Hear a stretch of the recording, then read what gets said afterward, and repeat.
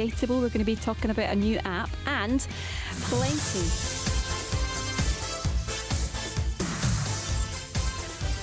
Plenty of you will know that theme tune, right? That is the Wheel of Fortune. It's going to be back on our screens shortly with a brand new host. But we're going to be talking about what makes a great TV game show. And we'll give you plenty of inspirations for things to do this weekend as well with our What's On guide. Plus, after 20 years of this game show. After 20 years, Wheel of Fortune is back. I've already told you about that. We've got lots more to come. We're talking about gardening as well. We've got our surgery with Nicola Singleton just after 11 o'clock. All the conversations that matter. Mornings on BBC Radio Scotland.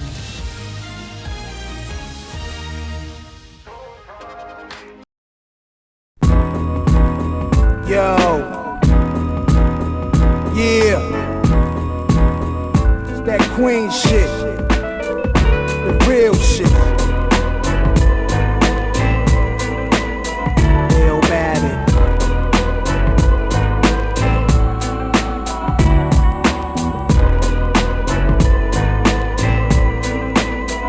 It's the NAS. Yes. Yo.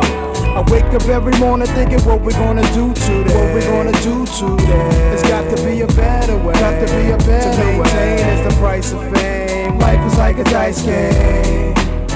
Maintain is the price of fame. Life is like a dice game. And 1, 2.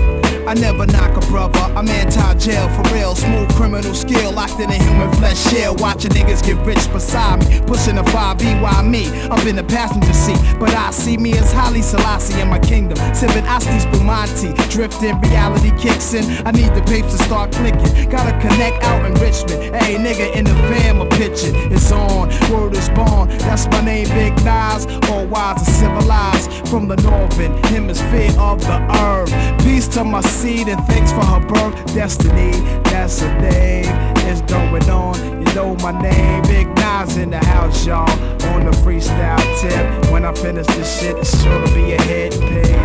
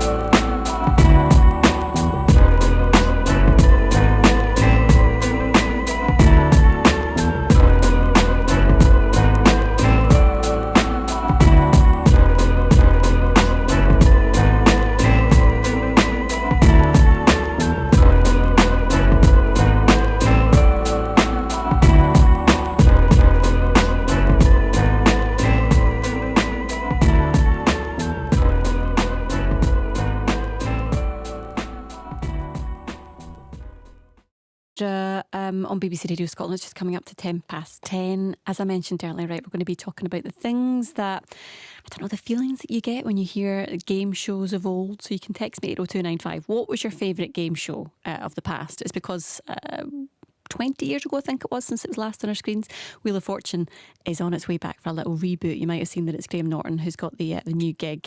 But you can let me know, what are the ones that you think, oh, I wish that was back on our screens again. Let me know, 80295. Now, dating apps are never easy, but what if you knew a little bit more about the person beforehand, maybe what others think about them? Well, one app has put this idea into practice. In order for men to match with women on the app, they need to be officially endorsed, right, by another woman. So is this future? Is this the future of dating? And would you endorse your ex? And just how much would endorsement matter to you? Joining me to discuss this a little bit more detail is Genevieve Gracey, who's a matchmaker for Married at First Sight, Series 5, founder of Relationship Retreat. Morning, Genevieve. Good morning. Good to hear from you. We've also got Madeline Spencer, who's a journalist. Morning, Madeline. Morning. Hi. And we've got Dan Sodergren, who's a tech expert. Morning, Dan. Good morning. Right. What do we all think about this? Is this a good idea? Would we first of all, would we rate our ex, Genevieve? Where do I start with this one? It depends what X. Yeah, exactly. Absolutely. I think, we saw it when Sarah Beanie did My Single Friend with friends getting involved, and that was very popular back in the day. But that was friends supporting friends and getting involved in their whole dating journey. I'm not too sure how honest people can be when they're rating their exes on a site like this. It could be a recipe for disaster. And also, say you haven't got an ex to rate you that you're talking to or that you're still in communication with, does that exclude you from being part of this process? That's the thing, isn't it, Dan? Usually exes are exes for a reason. I love the fact you came over to me then. Thanks for that live grenade. It's very kind of you. My side of it really comes from the tech side. So I think, as we know, there's lots of different ways you can get, I don't know, list them all. There's lots of different ways you can get stung on Bumble. There's the Tinder swindler that's happened as well, isn't there? You can have your door closed on you on Hinge. You can get catfished on Plenty of Fish. I've got loads of these. These are all dating sites, if you're wondering. You can even get lost in the field, but that's a different thing. But from a kind of tech point of view, we've always done recommendations, haven't we? We've all LinkedIn uses recommendations for jobs. Amazon uses reviews. So it's not a new thing. But of course, the question really is, if you're online and you're not buying a product, you are the product. And for me, I'm sorry, being bluff old traditionalist, and maybe a bit romantic, but it seems to be a bit like a product, this bit, doesn't it? Like commoditizing things a tad. I don't think it's quite as bad as a TripAdvisor for men, but I'm not actually saying that's a bad idea either. But if it was your exes, surely you might not always get 4 or 5 out of 10, or I'd necessarily get 4 or 5 out of 10, 4 or 5 stars out of 5, because of course your exes might have a reason they're an ex. Madeline? I agree with Dan. I think people aren't commodities to be reviewed. Initially, when I heard about this, though, I was like, great. I would love to know if someone I was dating had, done something really weird or bad. But then I thought, actually, can facts be skewed? If someone's an ex, are you likely to want to bring them down, as it were, and get cross with them? I just think there's too much room for error here. And we also, all these concerns we have about the internet, we rightly have, definitely apply to this, but on a bigger scale, because it's a big deal. Romantic stuff is important to people, and I don't think we should be meddling it with it in this way. Genevieve, is it not like that relationships are kind of like the proverbial bowl of porridge, right? In the way that some people like it, like, this one's too hot, this one's too cold. The magic of relationships is the fact that the person that you're with, just the connection is there between you two, which I'm assuming probably wasn't there in the past with someone else. So the things that maybe about your partner you think, oh, they're so cute, actually someone else might be like, oh, that's so annoying. So you're not really getting a true reflection of the person because it's not through the sort of lens of your eyes and the lens that you're seeing that person with. No, not at all. I mean, this is one of the sort of pitfalls with dating apps, is people present themselves very differently than who they think they are. And as we've already spoken about, it's that commodity type of gamification when it comes to apps. And I think, if you're really looking for a partner, apps have their place, but you've got to be very confident in what you're looking for and have a very heavy filter to make it work for you. I mean, obviously, I'm going to fly the flag for matchmakers, but matchmakers will always have a free database, and people don't always know about that. So it's not that they're just exclusive for people who have got money. There's always a free database with matchmakers for them to vet you and fish from. So I think if you're really serious about dating, you need to think about what you want. If you just want some fun, then apps are a great way to go. There's another thing, sorry, just to kind of purely from a blokey tech point of view, my apologies, lady, and I'm certainly not going to be mansplaining this next bit, but we kind of live in this kind of post-online truth world at the moment. I do a lot of work with AI and generative AI, and there's actually a massive danger now that a lot of stuff is not just made up a little bit, it's almost made up entirely, including some of the responses, including some of the things. So actually the mechanism, what I like about this is it hopefully has a mechanism which might stop AI bots and other massive catfishing scams happening more. But I'm totally with you, on the other side of it. But I think from a tech point of view, I think we're in a world now where actually those dating apps are actually a little bit more dangerous than they were before, because unfortunately, you can't just make up the pictures. You can also now make up the words you're using. And I think that can be started to be used by nefarious people for phishing. So I'm only going to bring in that bit, but not a romantic. No, sorry, I'm not, in that respect, not romantic at all, is it? But just buyer beware is what I'm saying on these apps, especially now with AI. Because it's not just, it might just not be fake apps, but actually it might be a completely fake personality. But I'll leave that there.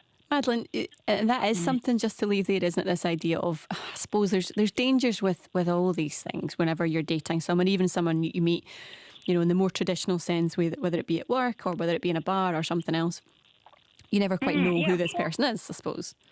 Of course, and I always say to people, the best thing you can do is meet someone and get to know them yourself. So that plays back to the thing of each relationship being different. And I think you made such a good point by saying, someone will have a unique chemistry with you and they might not behave in the same way. And the other thing I want to say is that age plays a role in this. Firstly, how young are the users? And secondly, people change as they get older. I can't think of many men I know who aren't, I want to say, slightly naughty in their youth when it came to women, and women too, actually, that said. I definitely... Yeah, let's probably say something about that. All of my behaviour when I was younger. But then as you get older, you change. So I think this idea that someone from 10 years ago could rate you, that would be a disaster for most people. You met your partner during lockdown, Madeline, is that right? I did, yes. And yes, that's right. Was that on an app? No, that was in person, actually. So we managed to find slight pockets of time to spend together during lockdown. Your daily exercise. But the funny thing about that was that we didn't actually spend a lot of time with each other's friends because the usual things, weddings, the first introduction to the dinner party, that wasn't happening. So we spent a lot of one-on-one time. And I'm not sure whether the relationship, how it would have gone had we been thrust into the situation where we were hearing what other people thought about one another, because on paper we wouldn't work at all. Well, and that is exactly, I suppose, illustrates this point about this magic we're talking about within relationships. And I suppose, Dan, when you think about this particular story and the idea that we're just actually rating men within this, or this app is just rating men, does that feel fair? I hate to say it because it might sound like I'm betraying my own lot. I do have long hair and I might be slightly effeminate, but I actually am a man. But men, let's be fair, have not been great in this regard over thousands of years. So I think there's no bad thing to have more protection for women. I think actually these apps should do a lot more to protect women, not just from bad dates, but from things that are a little bit deeper and a little bit darker. But also there's quite a lot of kind of nefarious actions by men. So without being rude to blokes, maybe they should be policed more. But exactly, should it be your exes doing that policing? Well, I think we've all surmised that might be a disastrous. Who polices the police at this moment in time is what I'm asking. Yeah, but then surely if you are, and I get everything else that's happening in the world right now, but I'm just thinking from a personal point, from your perspective, if you were going on one of these apps and thinking, well, actually, I really want to meet someone, I'm at that stage where I want to sort of find the right person. Would you be grateful for having a bit of a cheat sheet, if you like, about the person that you were thinking about dating, knowing a little bit more about them? Is that something that, as a guy, that you think actually that would be quite useful? Well, I think that most of those apps already do this as well. So there's psychometric testing. So there's a lot of other things that are out there. And I think psychometric testing on the apps. Yeah, you can get lots of psychometric tests and lots of other things. Well, it's say the instant names and things, but there are Match. I mean, Match used to do this very famously, didn't it? I mean, I'm saying which one as if I'm trying to write them down. I'm like, yep, okay. Things don't work out with my husband. Note to self, must use this one. What I can give you some naughty ones if you want later on. But anyway, the point, I used to be a dating coach. So there was lots of these things back in the day that were just online but not on your mobile. And I think what actually happened when they became on mobile phones, as the lady right said, when it became gamified and when you had this different way of scrolling through, and you actually created this kind of bad dating environment, which is what Tinder's kind of known for. And I say bad in inverts. What one person is bad is most probably another version potentially of good. So I think there's a gamification and there's an instant gratification problem that could be underlining most of this. So I'm going to go back to what the other lady rightly said, which is meet people in person. Maybe use a matchmaker if you're in that kind of thing. But actually, some of these apps are just there for fun. I don't think I need to know too much more about the person. I'd actually like to meet them in real life. I know that sounds a bit weird from a techie, but I work in technology and AI, but I think meeting people face to face and getting to know them now, a post-coronavirus, it's a blessing. It's what we should all be doing and enjoying more. Well, it's funny you mentioned Matchmaker, because Madeline, obviously that is your bag, right? And I think about that process of the matchmaking process. Like, what do you look for? And because sometimes when I've seen all these programs, and particularly the one that you're part of, but there's loads on Netflix, just different types of matchmakers and stuff, and it's so fascinating. But I wonder if tell us about that process. I'm a terrible matchmaker. I think Genevieve might be better answering that one. Sorry, Genevieve. Sorry, that's what I meant. Madeline's like, what? Have I got a job? Madeline, Jones, come and join me. Love to. Sorry, Genevieve. Well, the wonderful thing about what we do is we really understand the person and understand what they're looking for. And sometimes what people say they're looking for isn't always what's right for them.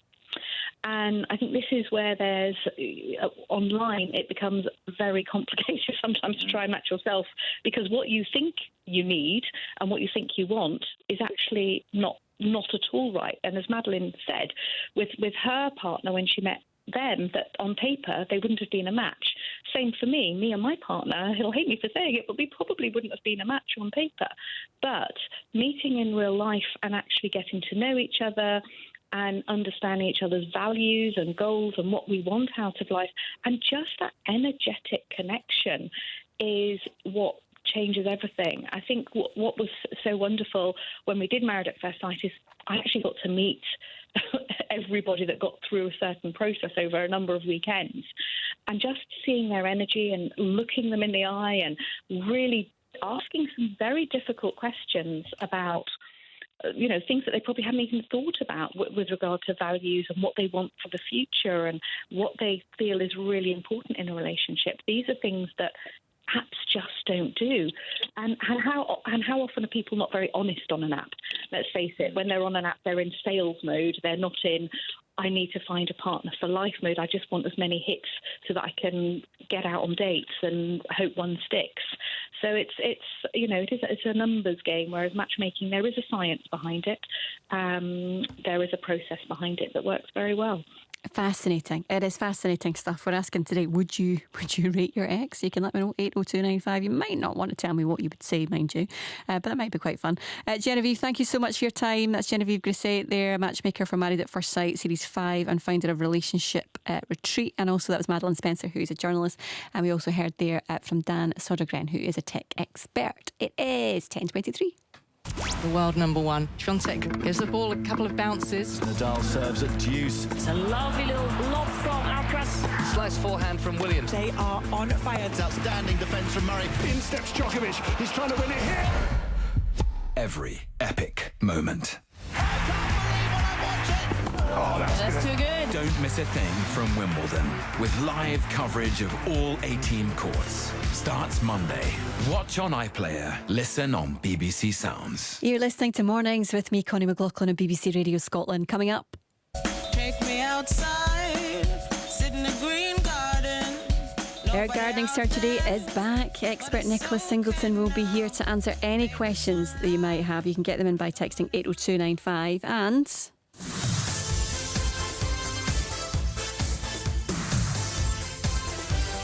After 20 years, Wheel of Fortune is returning to our screens in the UK, but what makes a great TV game show? Catch up on the conversation. Listen via the BBC Sounds app. Mornings on BBC Radio Scotland. Then after 11 o'clock actually this morning, we are going to be talking about, on the Bad Parents Club, we're going to be talking about the idea of a time when you kids have said things just to embarrass you. I think there's probably a few occasions where that might have happened. You can give me your thoughts on that, 80295 as well. This is so...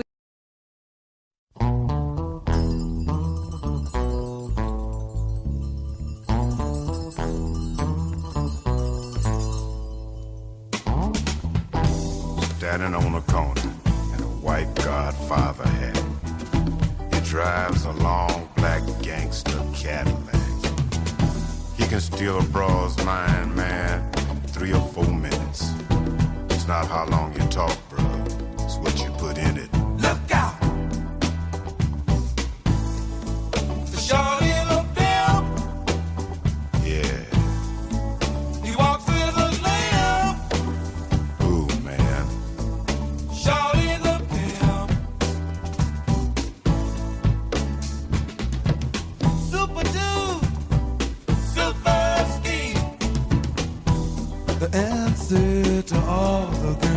street.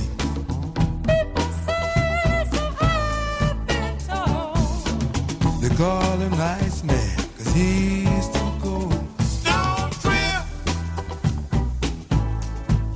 Shorty the pimp. Yeah. He wears his hat tilted way to the side. Gold black hair and light brown eyes. His money's long and his game is strong. Keeps a little bag, brother. Turn you on. Super hip. Shorty's a tramp. Yeah. He walks with a limp. Ooh, man. Shorty the pimp. Ooh, yeah, yeah.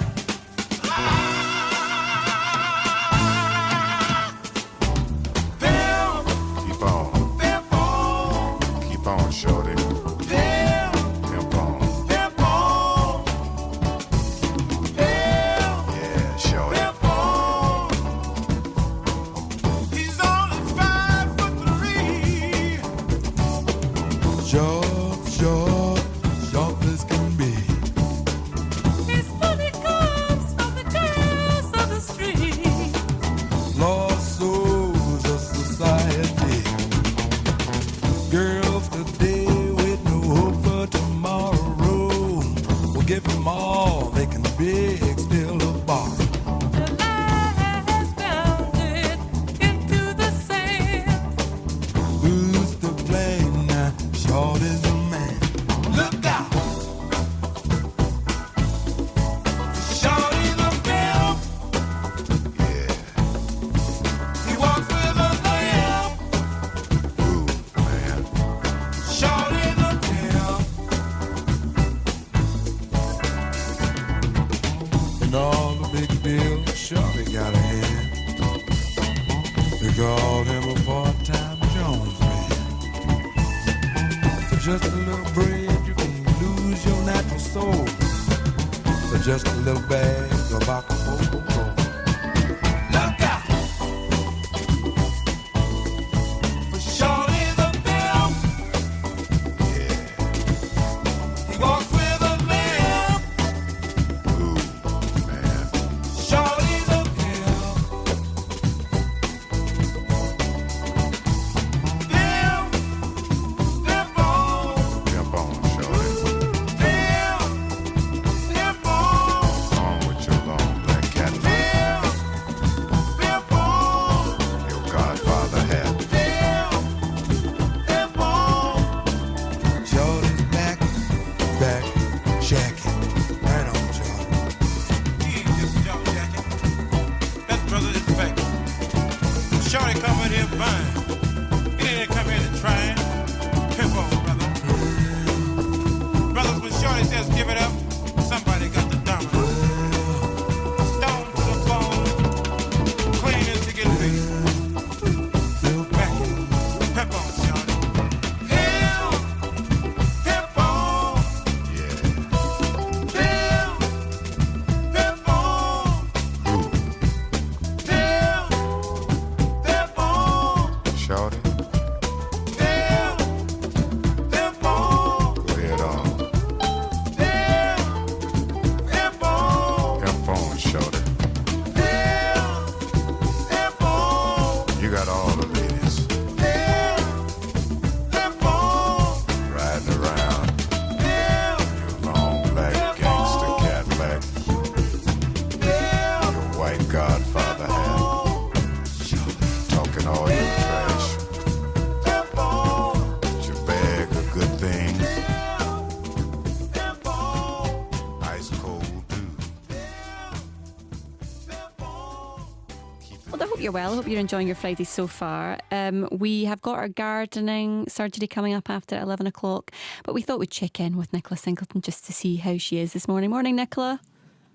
Good morning, Connie, and I'm very well, thank you. Good. I'm glad to hear it. It is that time of year where many of us might be thinking about nipping off for a week or so, having maybe the opportunity, I don't know, to get a bit of sunshine or just be away from for a little holiday, which begs the question, right? And certainly this happened to me last week or so when we were away. I was worried the whole time I was away about my plants and about it getting too hot and them being wrecked, right? So what do we do? What's our tips for when we're away from home to make sure we don't come back to carnage in the garden? I'm glad you were thinking of them when you were enjoying that holiday. You were still worrying about your garden. I was. So that's a good thing, in a good way, I hope, Connie. Yeah. So school's out, isn't it? So at the start of the holidays, I think there's definitely a few things that you can do just to make sure that when you come back, you've not got loads of work and you just get back and think, oh, crikey, I've just had my holiday. I'm going to have to get stuck in here. So you want to keep it looking good. First thing, I think the most kind of obvious one I would say is about the weeds, because they are just going to be like, oh, yeah, great time of year, it's warm and it's moist, and really try and get on top of the worst of them before you go if you can. And if you manage to clear a bit of ground and, take some out, even think about just a couple of bags of bark as a mulch just to try and protect the ground, stop them regrowing. So that's definitely one to think about. And deadheading the flowers, so especially things like your roses, if you can do a bit of tidying up before you go, it definitely pays dividends. Right. Go on. Probably the next one I was going to say would be your lawn. Right, because you never quite know whether or not you should go and cut the grass before you go, or you should leave it. What's the best advice? Yeah, and I don't know if you've been leaving yours long or not. I've got one area that's short and one area that's long. So the best advice I think is if you're cutting your grass normally, then I would cut it before you go. If there's a heat wave forecast, I don't think there is, but if there's a heat wave forecast, for example, I wouldn't cut it to the shortest cut, just maybe the next height up on your lawnmower blades. But if it's just going to be our usual summer weather, then I would cut it before you go for sure. And do the edges as well, because that makes a difference, keeps it looking tidy, and you won't have such a challenge when you get back. And then the other thing is the watering. So this is you just saying you're worried about everything when you were away. I take it was the watering you were worried about. Well, I'll tell you, we were on holiday for a week, and then we came back, and it was the garden, yes, outside, but I was also worried about the stuff inside, the wee plants that we've got in the house, because I've also been away for a few days. I've been staying with my parents, and because my husband's been away, and I'm now thinking, oh my goodness, I want to maybe pop back in home just even for an hour, just to make, even though it's quite far away, just to make sure that they're saved, because it can, I mean, some of them can survive quite a long time, depending, obviously, and you'll know this better than me, than that, depending on what they are. But you feel as if you put so much energy and love and time into them, just for that couple of days or a week to be away, and then they're gone. It's so true.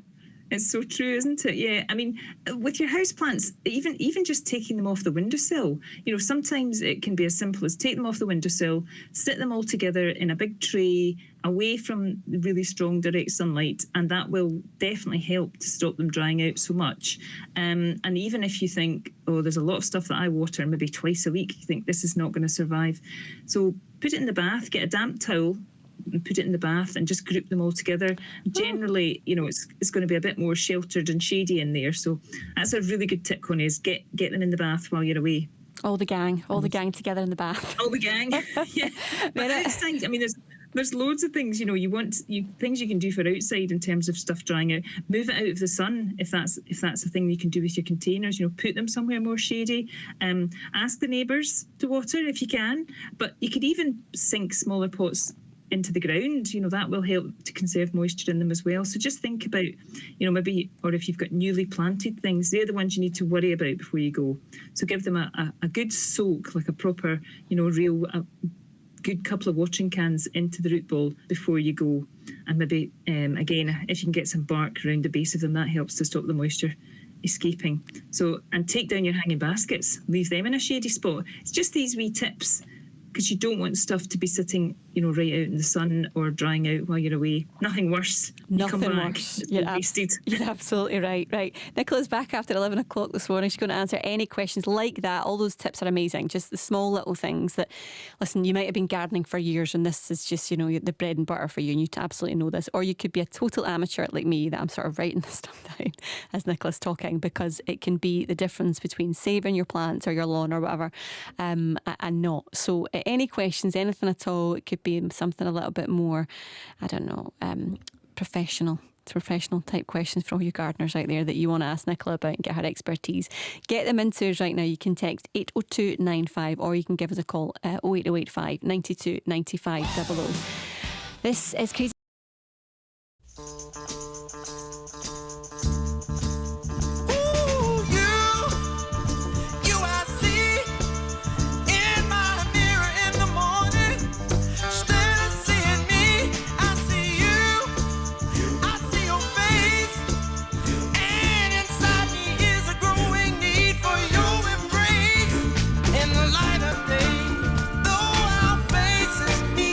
Someone there might see, so we never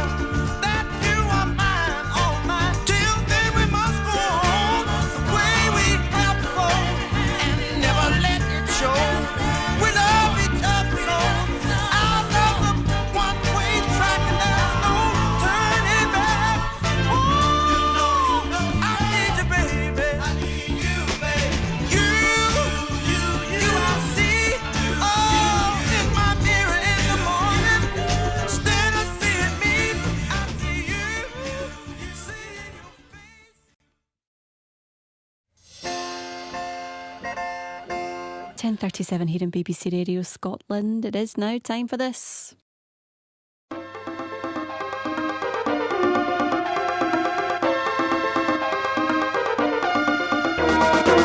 For something fun to get up to this weekend, we can help you out. Our What's On guide has got some ideas for you. So without further ado, it's time to speak to our first caller. Emily Crompton is of Water Organ. She's the organiser. Good morning, Emily.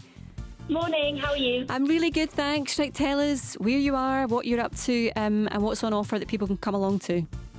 So we are installing Dumfriesshire-based artist Mark Zagadlo. He's created a water organ which we're going to be installing in Peebles in the Scottish Borders this weekend, Saturday and Sunday from 11am till 4pm.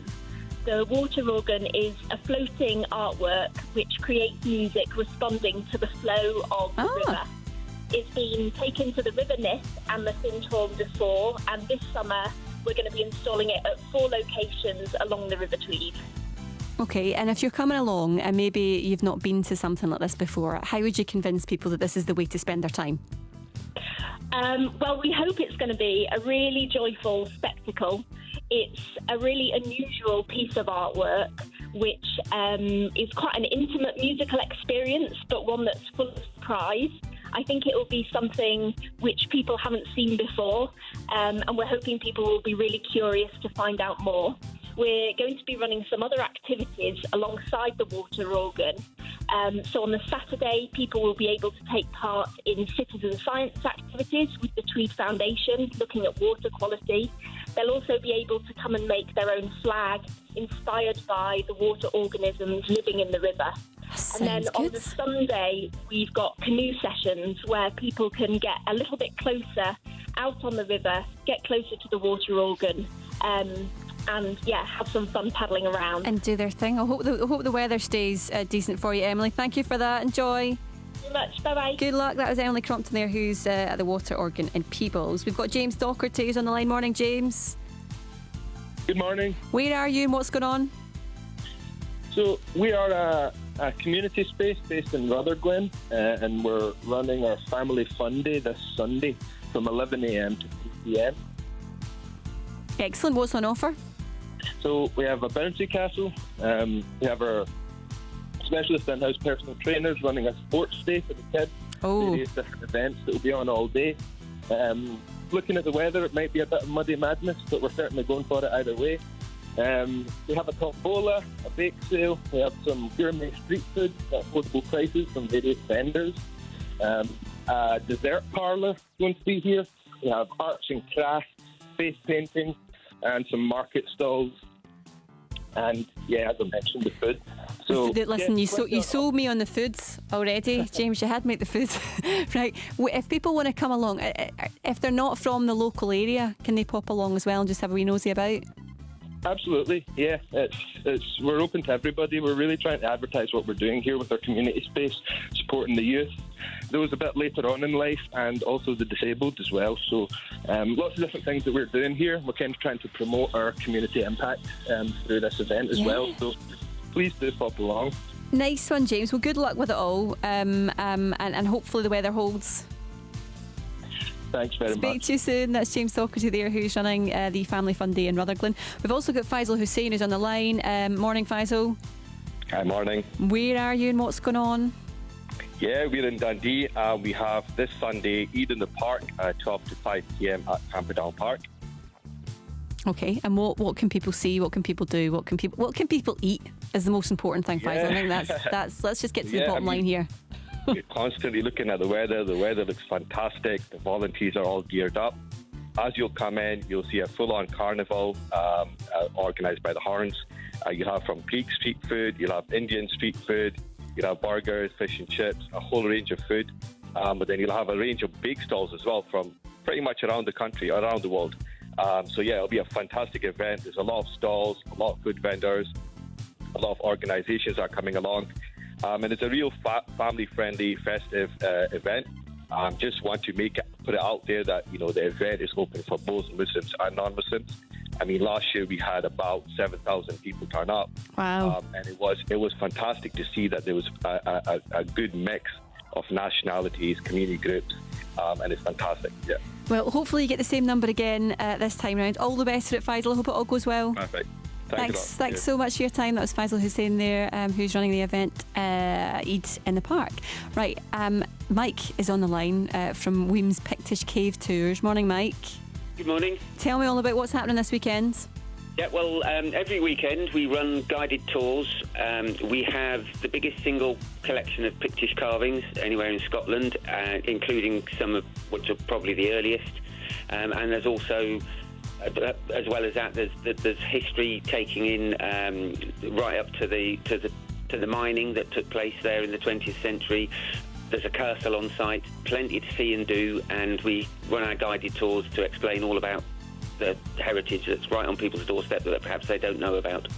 So that's just giving you sort of a better idea of what's going on, maybe, as you say, in the local area. You walk by these things sometimes and don't really know the sort of the history behind it. And I guess the most important thing for me, Mike, is that dogs are allowed. Is that right? Oh, yes. They don't always want to go in the caves. Right. Welcome to try. The caves themselves aren't deep. They're quite shallow. So, and we welcome dogs and children and all ages. And we've also got an accessible path put into one of the caves, so people who are less mobile can see that heritage for the first time ever, because it's not been possible to get into those caves for the last couple of years until a couple of years ago. Brilliant. Listen, Mike, good luck with it all. Have a great weekend. Okay, thank you. Thank you so much. That was Mike, who's telling us all about the Weems Pictish Cave tours. Right, I hope that gives you some ideas. And remember, if you've got a community event that falls on a weekend and you want to tell us about it, you can get in touch at the end of the show by texting 80295, or you can call 08085 92 95 00. Or if you don't want to do that, you can email us what'sonscotland@bbc.co.uk. You can let us know in advance so we can have you back on. Right, it is 10:44.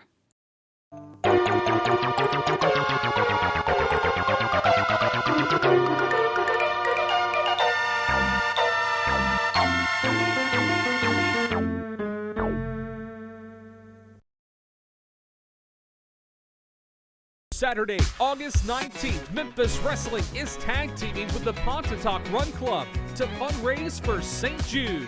Tickets and sponsorship opportunities are available now at championshipwrestlingmemphis.com.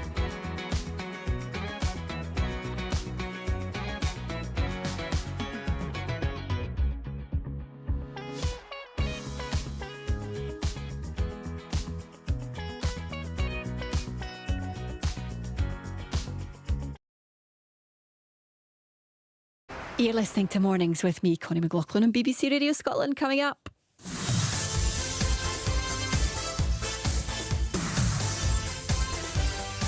Wheel of Fortune is returning to our screens after 20 years, but we're asking what makes a great TV game show. And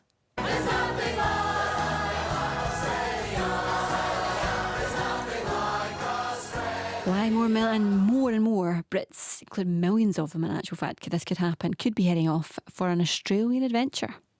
Get in touch with BBC Radio Scotland.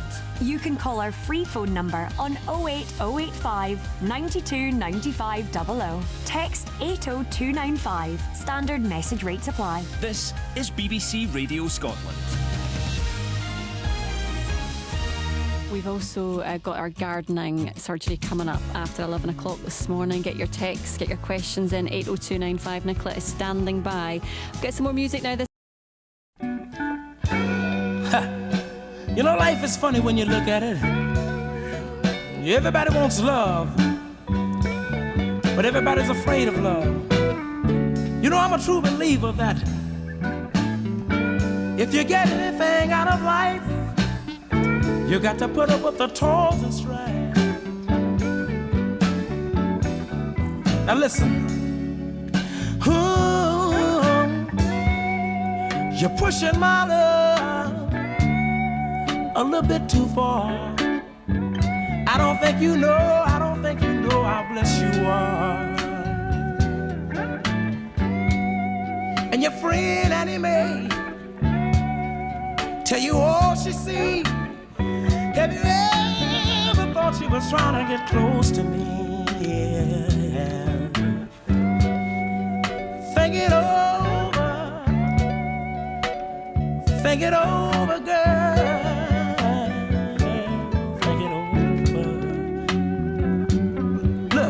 That's the way I feel about you. And if that's been weak for you, I don't mind. That's the way I feel about you. Ooh, that's the way I feel about you. I know you've been hurt, and so has many others too. But that's a sacrifice that life put you through. Trust in me, my dear. Have no fear. You don't know, but God might have sent me here. Yeah. Think it over.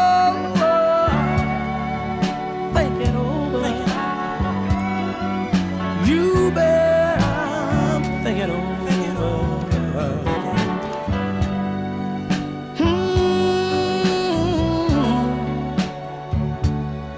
Oh, yeah.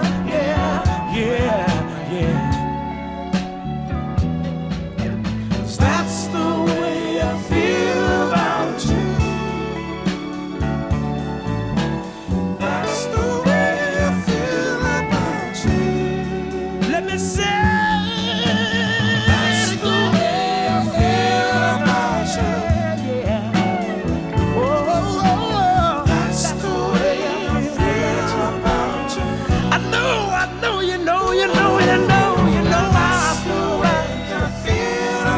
Well,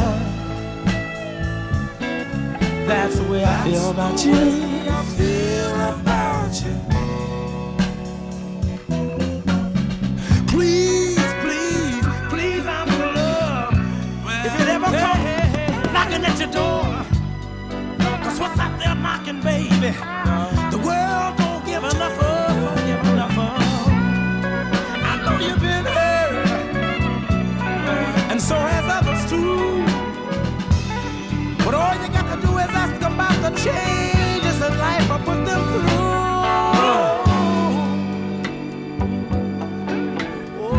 Lord have mercy. That's just the way it is.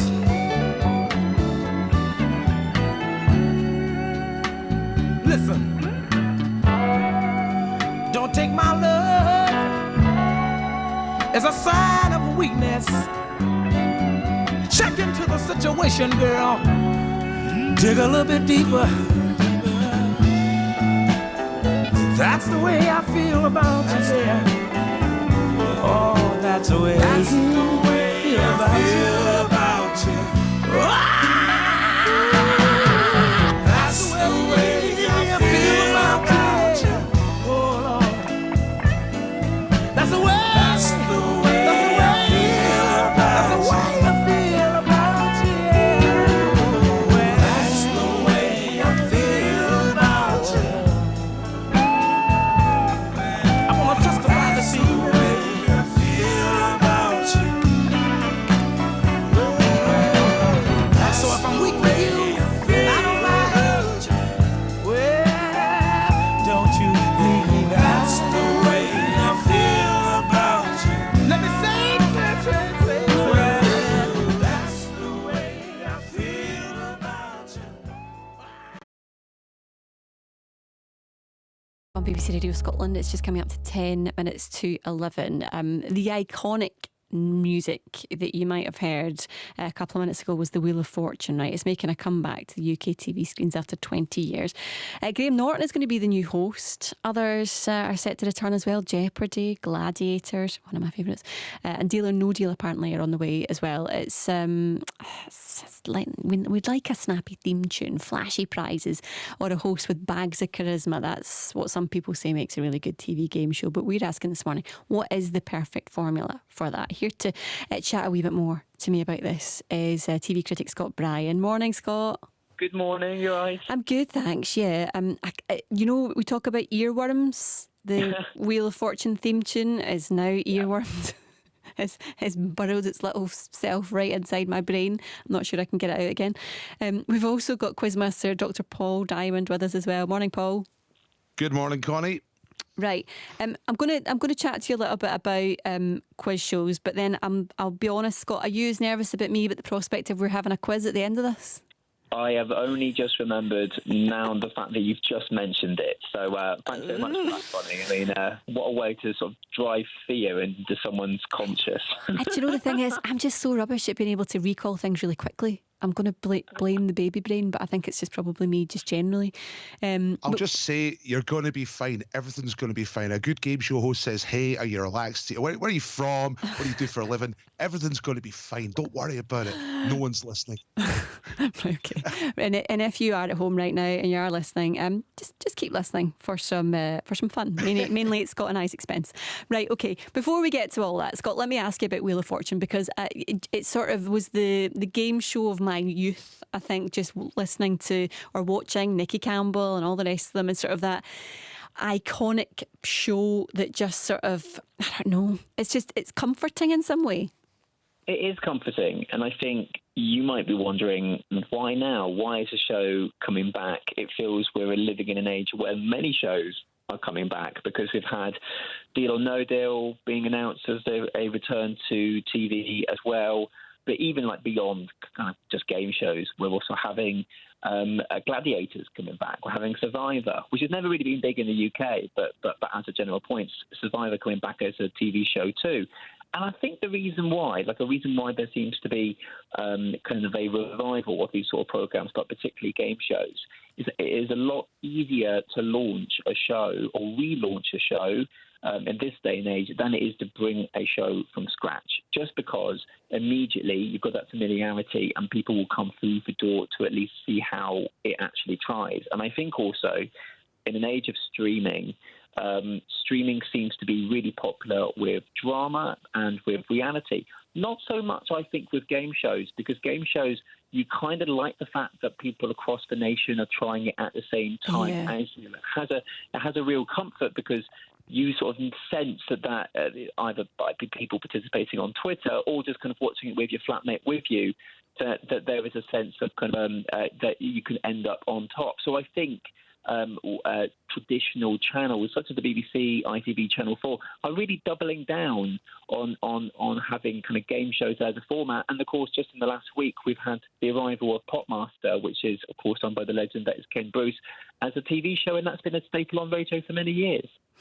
Paul, for you, was there anyone, that inspired you? Scott mentioned Ken Bruce there, and the sort of, I think sometimes the Quizmaster can make the show.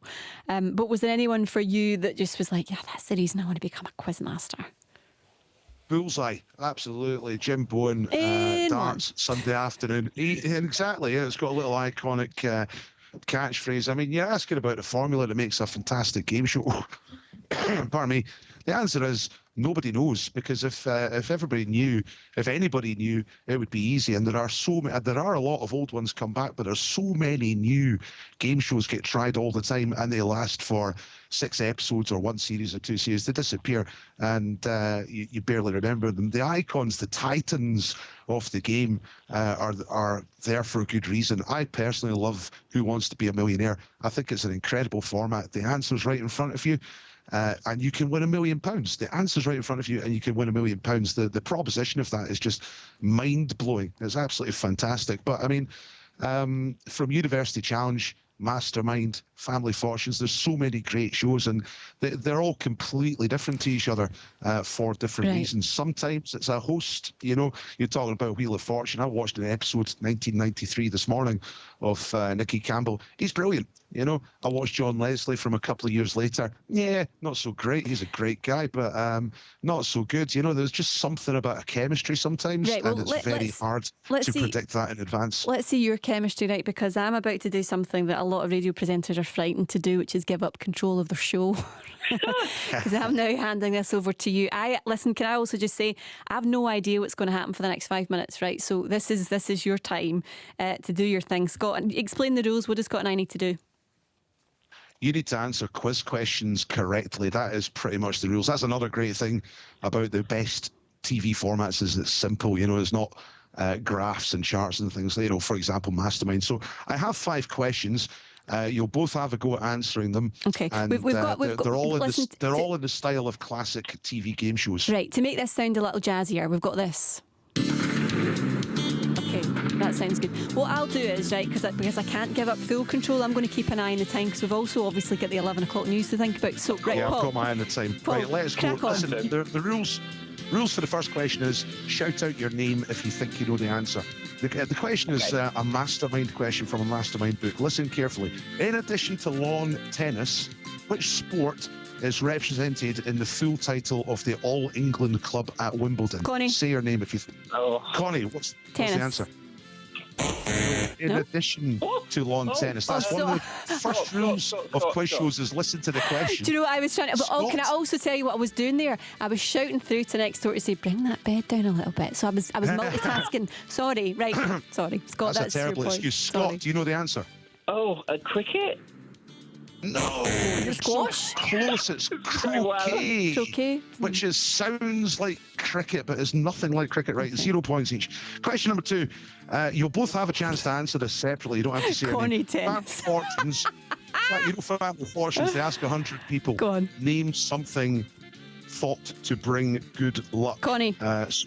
What are you saying? 4-leaf clover.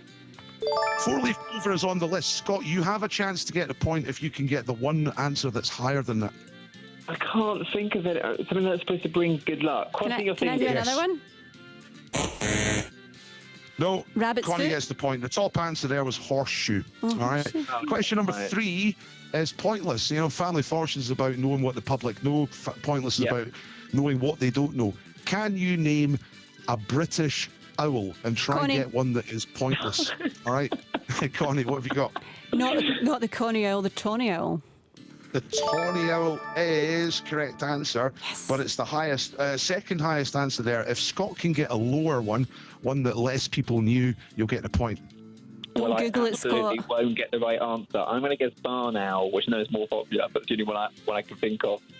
Barn owl is correct, but it is more popular, so that is 1 point to Connie. You could have had hawk owl or Tengleman's owl for 0 points there for pointless. Never heard of it. Connie's winning 2-0. There's 2 questions to go. Bullseye. Say your name if you want to have a go. The unique thing about Bullseye was spelling questions. Can you spell the word weird? Connie. Connie, go for it. W-E-I-R-D.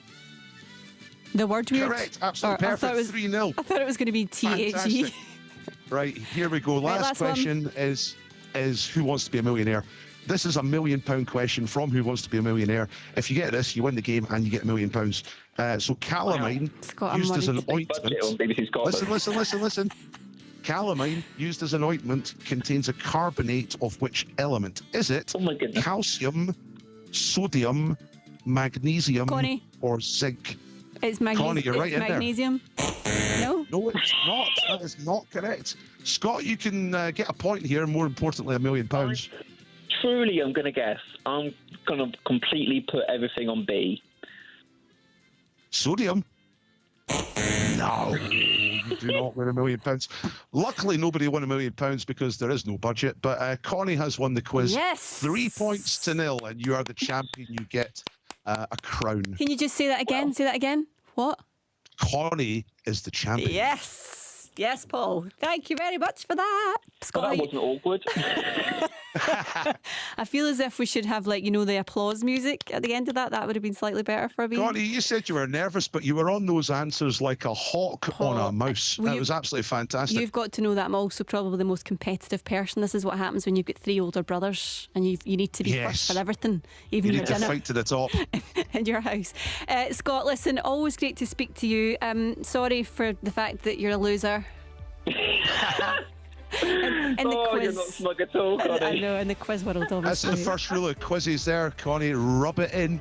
I know. Never let you forget. I can only do that now that I've actually won this. Thank you for being such a good sport. Scott, you're the best TV critic there is out there. Paul, thank you so much for that. That was excellent. Dr. Paul Diamond, the quiz master extraordinaire. We will be back after the news at 11. On digital radio.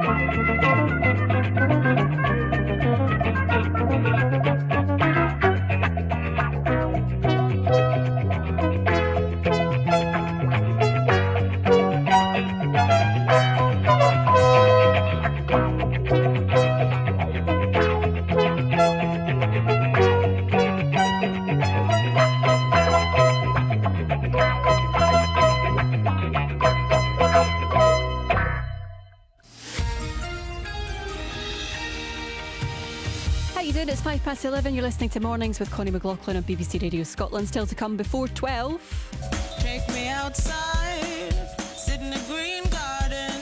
Our garden surgery is back, and expert Nicholas Singleton will be here shortly to answer any questions that you might have gardening related. You can get them in by texting 80295. Loads of you doing that already. You can also give it a call, 08085 and 92 95 00. And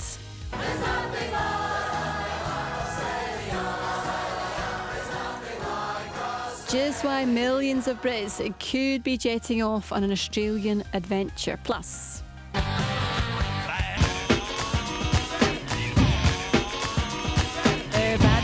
We'll be back to talk gifts for teachers, screen time, and those occasions where your kids have just outsmarted you.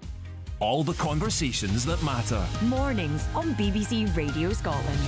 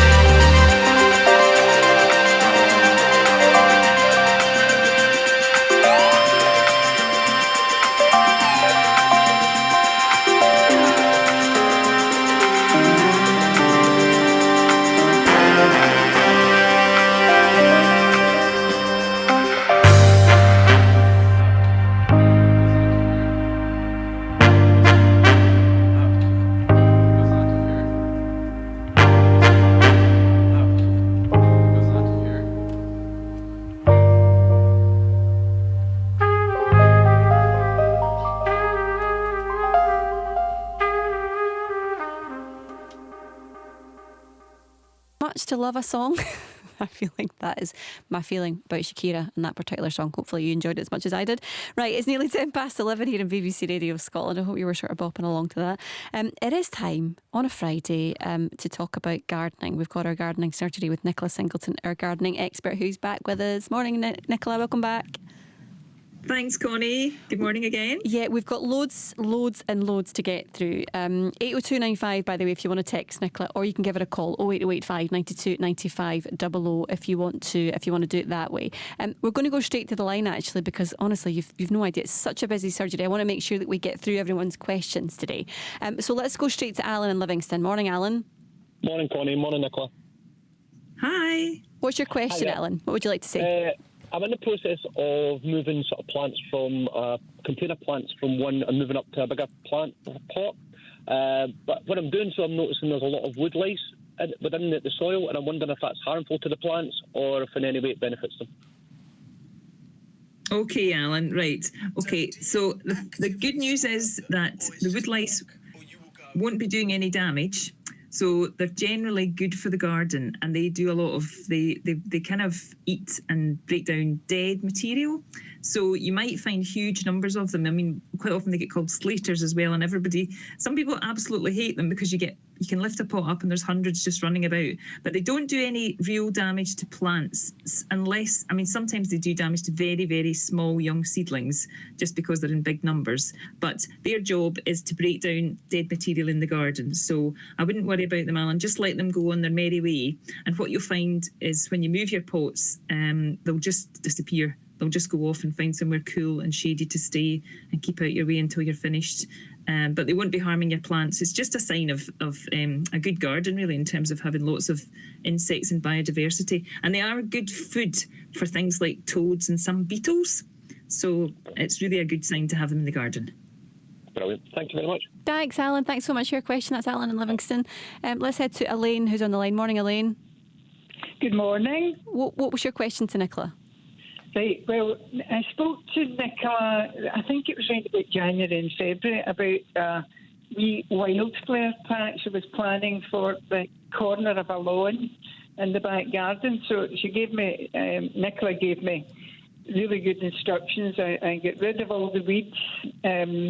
I cleared it all out, and then I put some topsoil down and got seed bombs. And Nicola, you told me to plant them in rows so that I could see what the weeds were in between the rows. Anyway, I did all that and dug it all up, planted the seed bombs in March, April and May, I think, for blooming in June.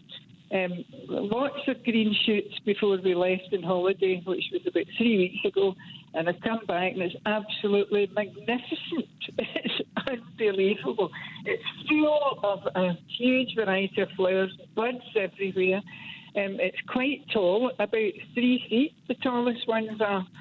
And I just don't know what to do now. I can't stop looking at it. The neighbours are all coming around to see it. It looks absolutely magnificent. So that's fantastic, Elaine. That's fantastic news. I'm so pleased when somebody phones in to say that things have worked, because I'm often saying to Stephen and to Connie, I dread it if someone phones back and says, "Oh, it didn't quite work." So that's brilliant news. And have you seen a lot of pollinators? Have you seen a lot of insects around? Yes, tons of bees, because the packets of seed bombs, some of them said butterfly friendly, others were bee friendly. I just mixed it all up. I didn't scatter them. I planted them in rows. So, but there's tons, and I can't see in between the rows now. There's so much. It's just great. cool. Oh, that's super. Well, the thing, you'll probably have lots of things like corn marigolds and oxeye daisies and poppies and things, which look wonderful, especially just now. Yeah.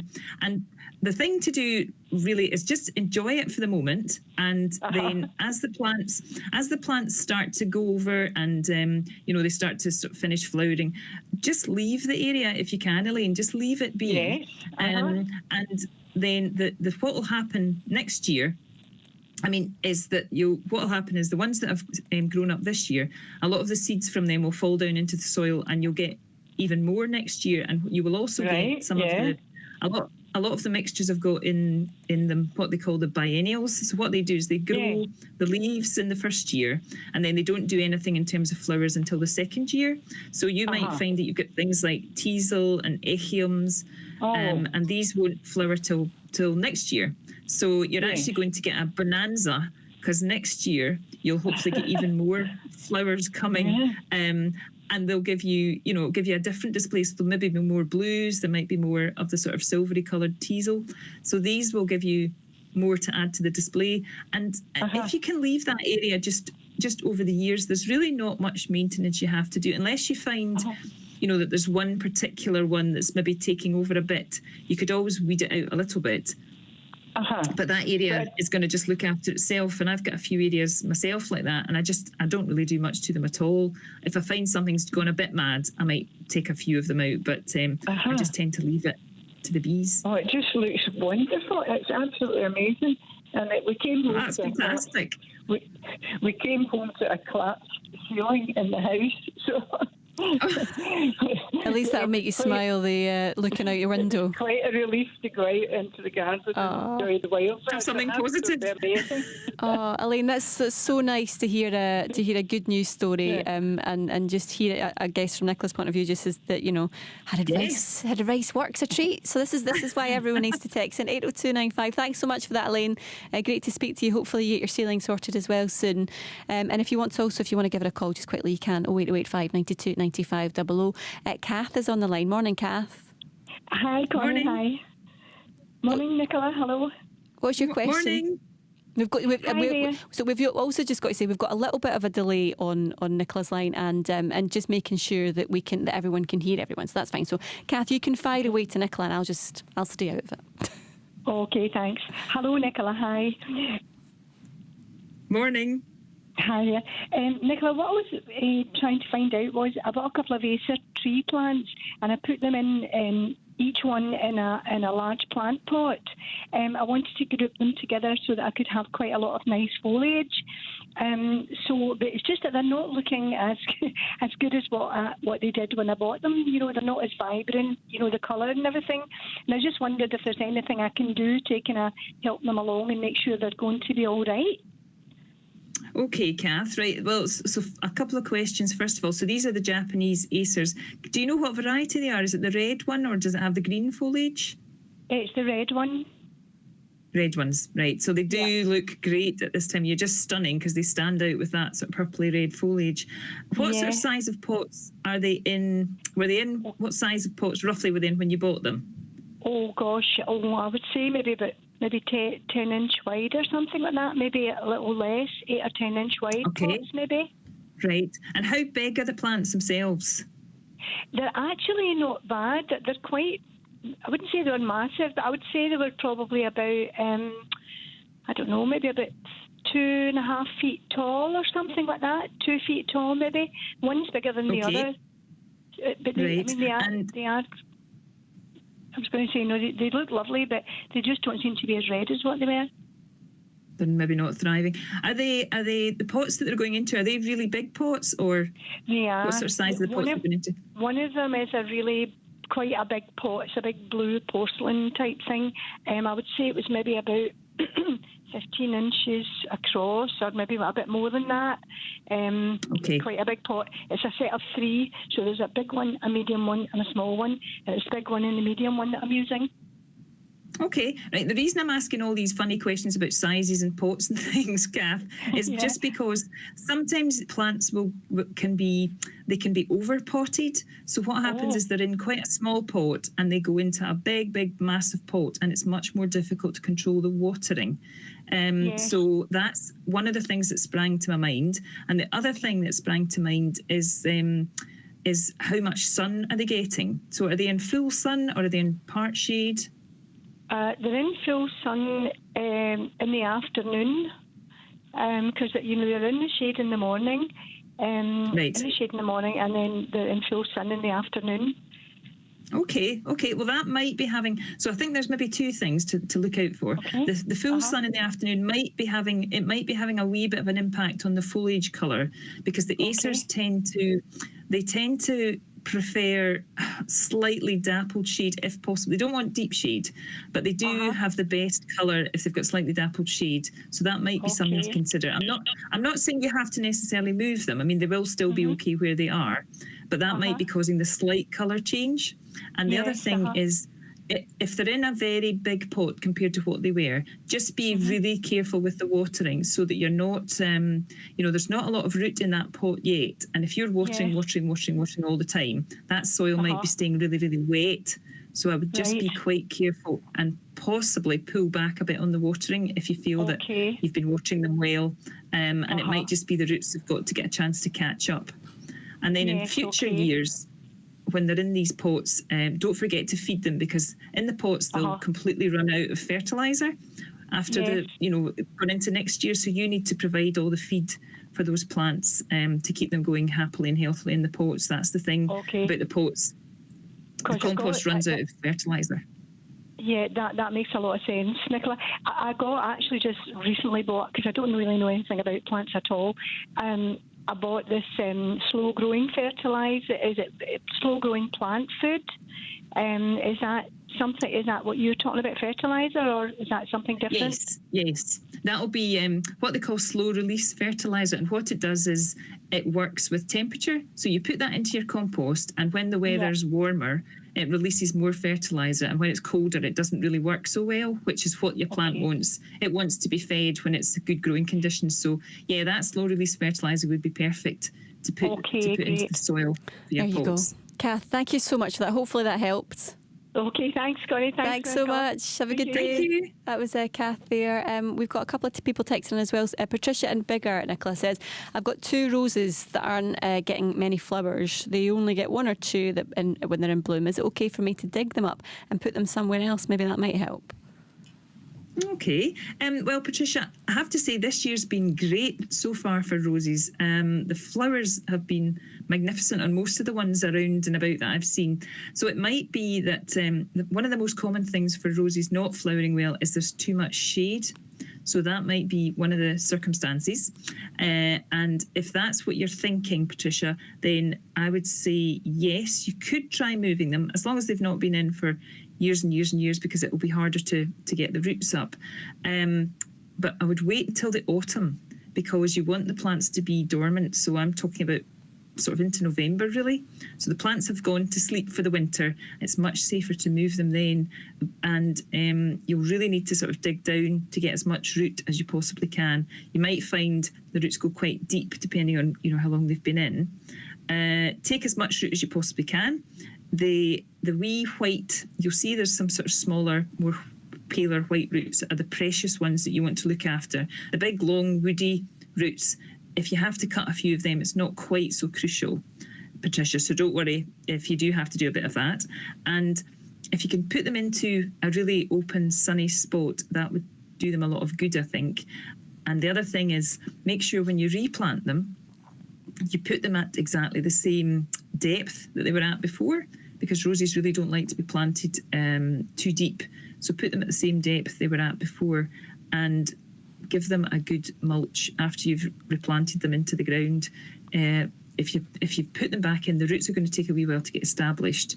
And what the mulch will do, you could use bark or you could use compost.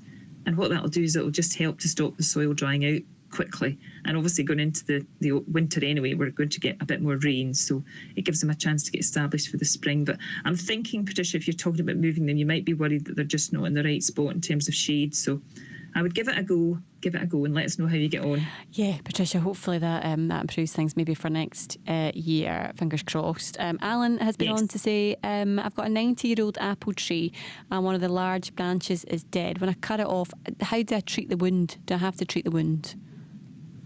Oh, right. Okay, a 90-year-old apple tree, that's fantastic. Gosh, I'm sure you'll be getting a lot of fruit off that, Alan. It really depends on the sort of the circumference of the branch, and there used to be lots and lots of things that you must always treat wounds on trees. You used to get a treatment to paint over them, but now the sort of thinking is that you don't actually need to bother quite so much. But what I would say, the most important thing, Alan, is if that branch is completely dead and it's getting taken off, is do your very best to have sharp tools. Make sure your pruning saw is nice and sharp. You think this is funny, but it's not, because this is really important. Try and do an undercut. Do an undercut on the branch before you start to cut from the top, so that as you cut through the branch, you're actually getting a really clean cut, and it's not going to tear, it's not going to rip, and it's not going to leave any jagged edges, because those jagged edges are where diseases are really prone to getting into. So if you can get a really nice, clean, smooth cut and at a nice angle so that the rain's going to wash off it, then that would be my advice, is just make sure that your tools are really sharp, Alan, and get a good clean cut. A sharp tool is always useful when it comes to most tasks. Always, Connie. Right, thanks so much for that, Alan. That was hopefully that was useful, a useful piece of advice for you. Nicola, always great to speak to you. Have a brilliant weekend. You too. Nicola Singleton there, our gardening expert. Thank you so much for everyone who texted in and called in as well. Hopefully that was helpful for you. Coming up after me at midday, it's Lunchtime Live, and Andrew is going to be here. Andrew, what's coming up on the programme? Hi Connie, well I bet my studio is looking a lot better than your one this morning, because I'm basically standing on a cliff at the edge of the North Sea today. Right. And the reason that we're here is actually we're out at Port of Aberdeen's rapidly expanding South Harbour. Today we're here on the day that the UK and Scottish governments have announced a North East boost as part of a big £80 million investment as part of the UK government's levelling up strategy. But a lot going on in here in Aberdeen. A lot of people considering what the future might hold, the transition, away from oil and gas and towards renewables. So it seems quite exciting at the just now, but at the same time, a lot of people wondering, what the future of traditional industries are going to be here. So we're going to be here for the whole of the programme. We're going to be speaking to the oil and gas industry, of course. We'll hear from the Scottish Government. I'm going to speak to some local businesses as well in Aberdeen, just to find out really what the future holds. Well, you be safe, and we'll hear from you again at midday. Thank you. Nice one, Andrew. Black at Lunchtime Live coming up at 12 o'clock. We've got lots more to come before then, though. We've got the Bad Parents Club talking about what you get the teachers for your kids' schools at the end of the term. Is this still as much of a thing? And also, just whenever they've outsmarted you, which I'm guessing for many of us, it's probably in quite a few occasions. It is 11:26. 1, 2, 3, go. The hottest TV this summer is on BBC iPlayer. The talent is astonishing. A love story like no other. Colin from Accounts. Sorry, are you two telling me that you've just met for the first time? Absolutely. Yes, yeah. Don't really know each other at all. All the drama at Waterloo Road. What makes you think you could fix something like this by yourself? I was just trying to protect him. Protect him? And the fiercest makeup competition of them all. Glow Up. I'm here to win. I'm here to impress. I will be fighting till that last moment. Watch on BBC iPlayer. You're listening to Mornings with Connie McLaughlin on BBC Radio Scotland. Still to come.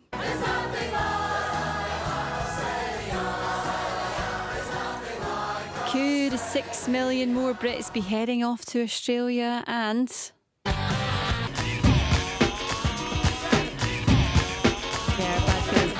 talking about screen time as well. Is that something that you debate in your house? Is it something that causes arguments?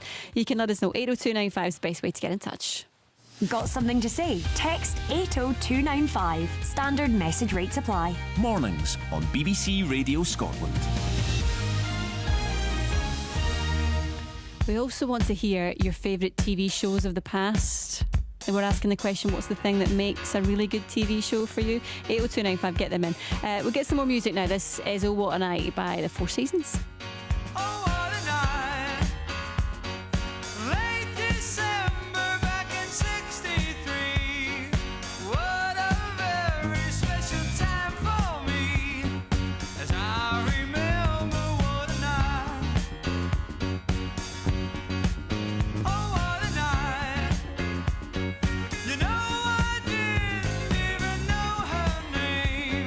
But I was never gonna be the same.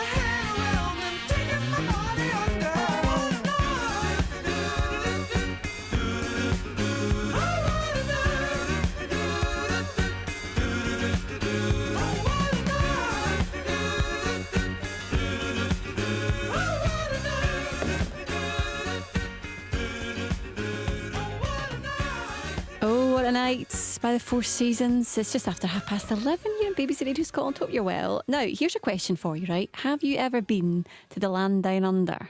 Australia, obviously I'm talking about, or is it maybe something you dreamed about doing but you've never quite got around to it? Well, thanks to a change in legislation, the age limit for Brits heading out on a work and travel visa has increased.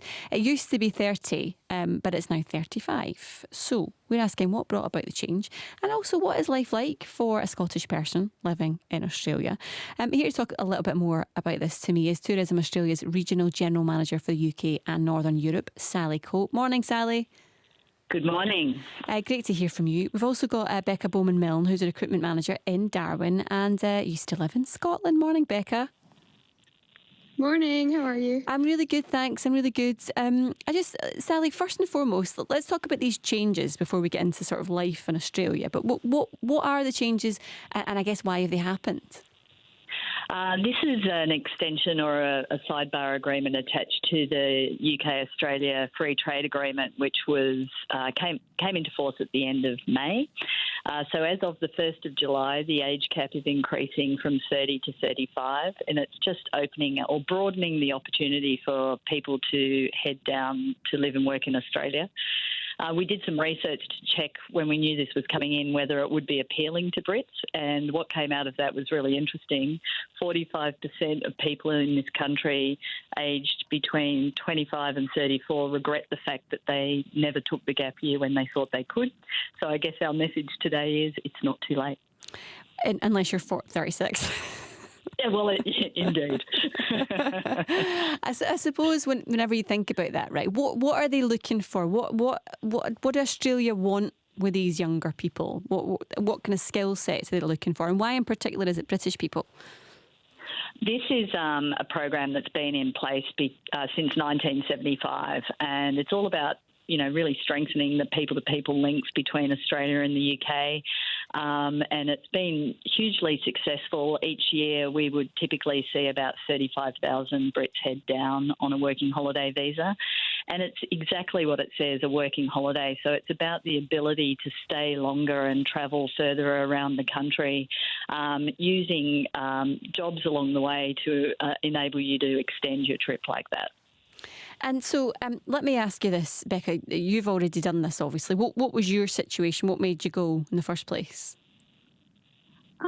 I think, so I was 25 when I came across here, and I think I just got to that age where, my career prospects weren't fantastic in Scotland. I sort of was a little bit of a stage in my life where I didn't know what I wanted to do.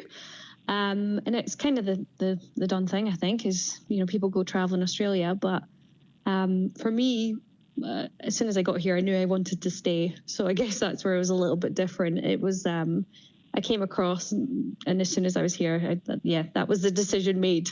Right. So I made it my path to stay. Tell us about life there then, and how it compares to Scotland.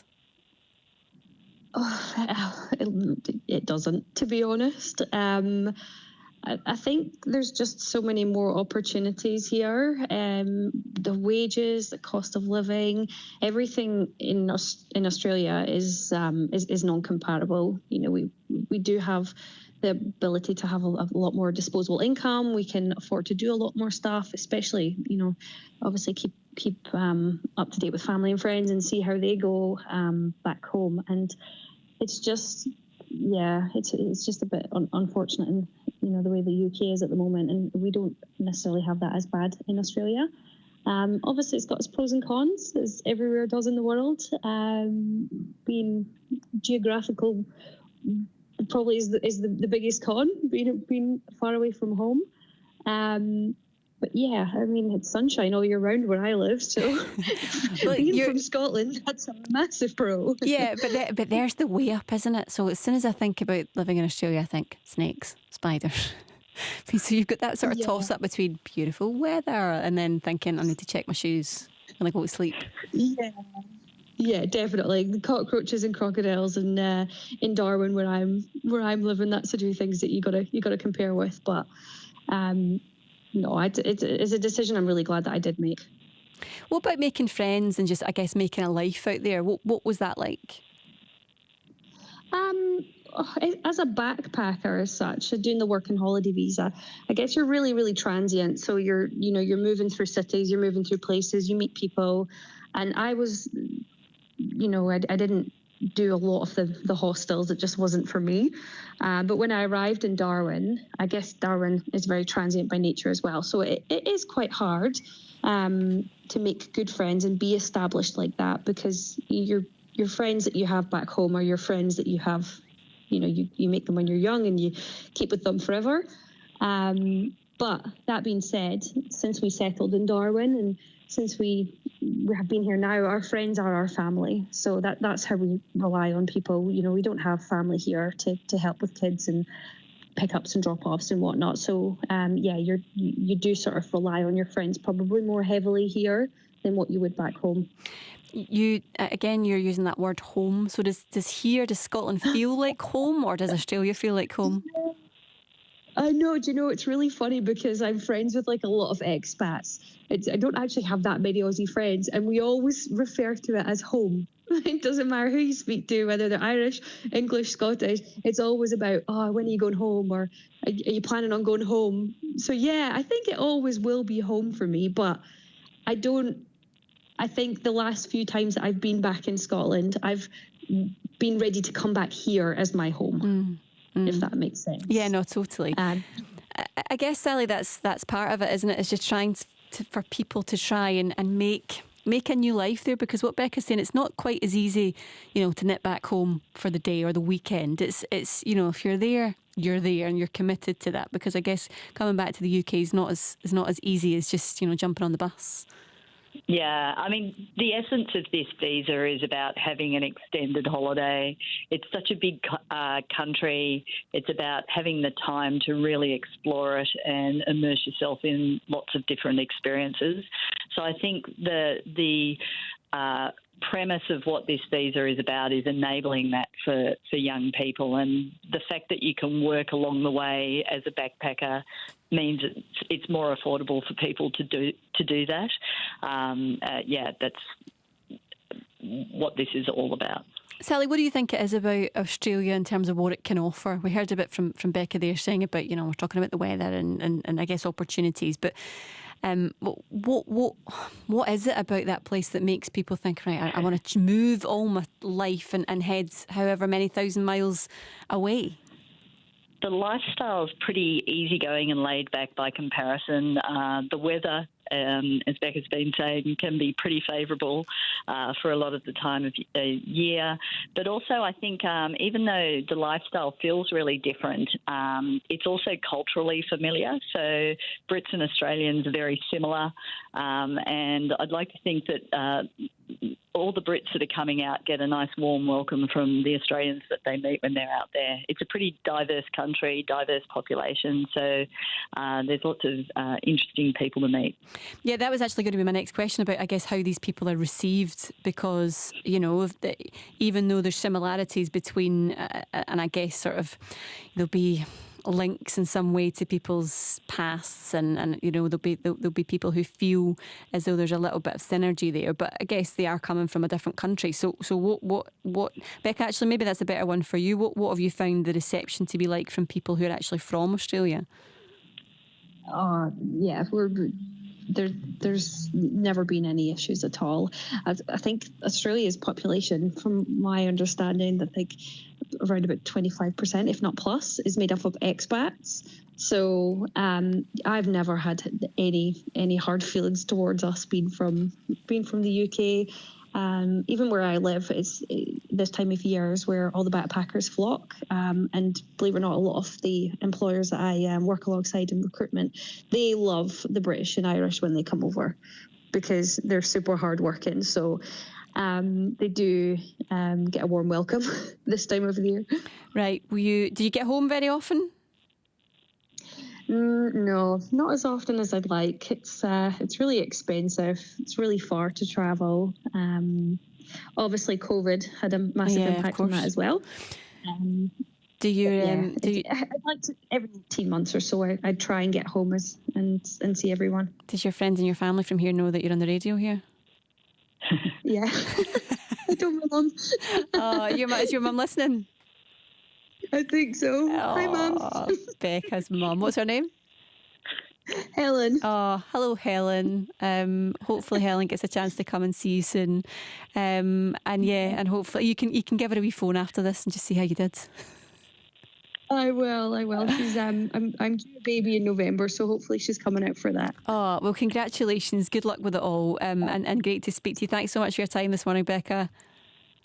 Thank you. Nice speaking to you. Yeah, you too. Cheers, That was Becca Bowman-Milne, who's a recruitment manager in Darwin, who's an expat Scottish person living out in Australia, and Sally Cope as well, who's Tourism Australia's regional general manager for the UK and Northern Europe. Right, it is 11:41.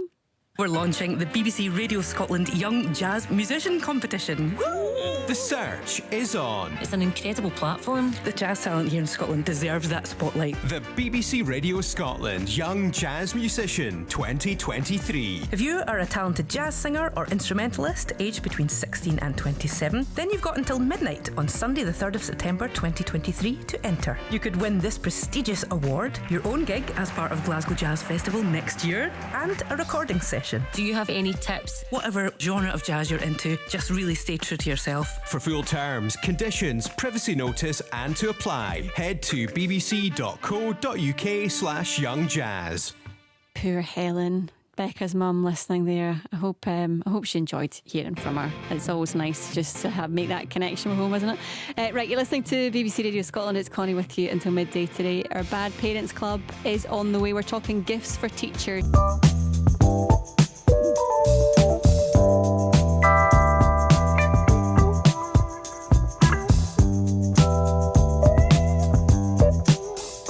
Shake it up, shake it down, move it in, move it around, this is cool.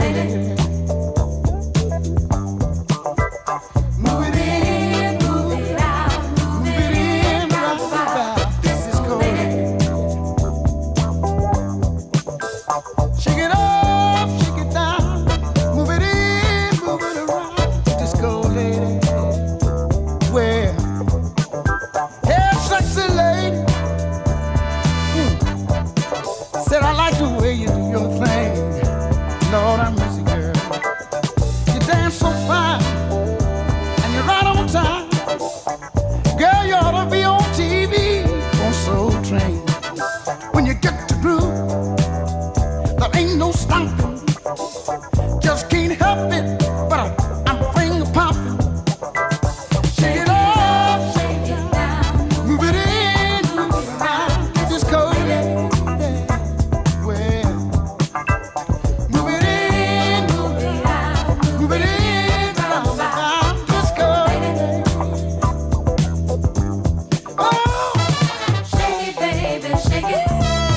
Shake your thing. One time. Shake it, baby, shake it. Baby, shake your thing. You got me groove. I feel like moving. You got me moving. Can't sit still and grooving. I like that funky stuff. Shake it up, shake it down, move it in, move it around. Disco lady. Move it in, move it out, shove it in, round and round, disco lady. Have sexy lady. Girl, you drive me crazy. You dance so fine, and you're right on time. Girl, you're driving me out of my mind, yeah. If it wasn't for the girls sitting next to me, I'd jump right out of my seat, you see. You've got me hypnotized, so mesmerized. Girl, you're moving me. Girl, you're moving me. Why don't you shake it up, shake it on down.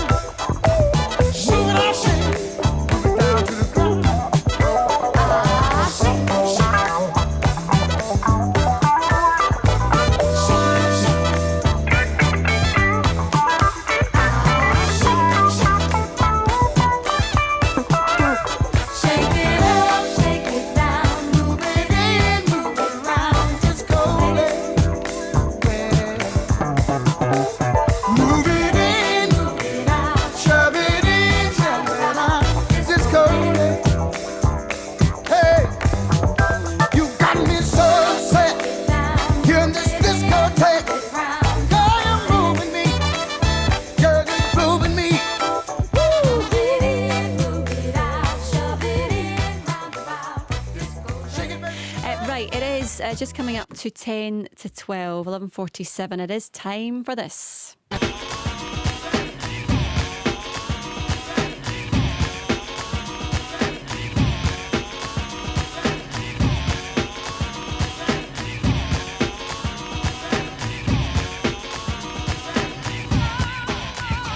I'm Chubba Rock Rising. It's the Bad Parents Club. It's an anecdote for all those parents out there who don't have any answers or are searching all around for some answers. Certainly, I don't know if this is me I'm describing here. Every week we take a look at some of the bigger parenting stories from the week and get our club members' take on it. On this week's Bad Parent Club panel, comedian and dad of three, Billy Kirkwoods. Hello. How are you? I'm very well. We're about to enter the Mad Max style of shenanigans that is the summer holidays. Here we go. Brace yourself, guys. We're going to get through this. Strap yourself in.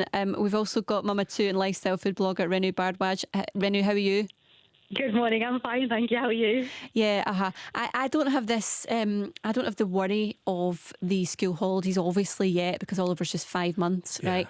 But I feel like I do have that just on a consistent level of anxiety all the time. Every day, every waking moment, even when you're asleep, it's just there. Right, this is the first time I've went solo. Right, my husband's working away in South Africa right now for he's been away 10 days. Okay, this is a really long time, and I'm like.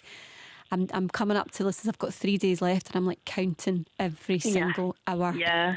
Because honestly, fair play to people who are solo on this, because I don't think I can manage. Hard work. How are you putting it to him when you're on the phone? How's it when he's doing the check-in? What are you telling him? Right. So obviously what I should be saying is, I'm absolutely fine. I said, listen, you just concentrate on work, have a brilliant time. I'm not giving it. You've no idea. This is so hard. Yes. This is so much harder than I thought. I think it's a Scottish thing. We don't cut through it. We're just like, no, it's terrible. Get back here now. I feel bad though. Obviously, like I'd been away 2 days before that because Scotland had been playing Norway, so I'd been in Norway for a couple of days. So I feel as if I can't really say anything because it's very balanced in our house. We do our thing. I then feel bad about it, and I go on the next FaceTime and I'm like, it's fine, don't worry about it. Anyway, right. Will we get to the first story before it gets to the news? Yes, I'm still chatting away. Definitely. So I know different places in Scotland have already gone to the summer holidays, but this is a big one. This was actually from an article in Mumsnet. It's to do with gifts for the teachers at the end of the school year. Do you send them in? Do you make homemade ones? What do you send in? Is there a price limit? It's all across the board in terms of what people do with this. I have to be very careful for two reasons. Number one, 2 of my kids are still at school, and they're doing and listen, Miss Sampson and Miss Bailey, you're both fantastic teachers. I would like to again congratulate you both for the jobs to do. And my wife works in a school, so I've got to be very careful about how I handle this one. It's a tricky one, I think, because we always send in gifts. We always send in a wee thank you, particularly at primary age. But when you get to secondary, I sometimes think like, it's only your favourites that get a present. It's only your favourites that get a present. Well, hold on here, right? See, when it comes to presents, and you can tell me what you think about this as well, right? What are we talking about here? I mean, what level of gifting?